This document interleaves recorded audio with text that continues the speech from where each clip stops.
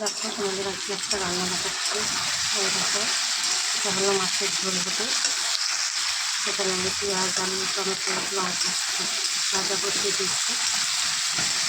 আর এখানে দেখো মাছ ভেজে রেখে দিয়েছি। মাছগুলো সুন্দর ভেজে রেখে দিয়েছি।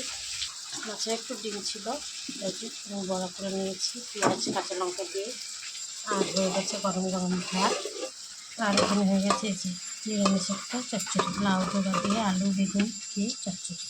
মাছের ঝোলের জন্য মশলা করে চিকেন জিরার গুঁড়ো, হলুদ গুঁড়ো, ধনে গুঁড়ো সব দিয়ে রেডি করে রেখে দিয়েছি। মশলাটা দিয়ে দেবো।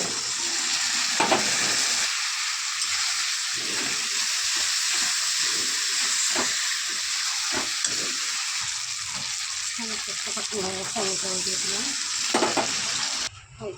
মাছগুলো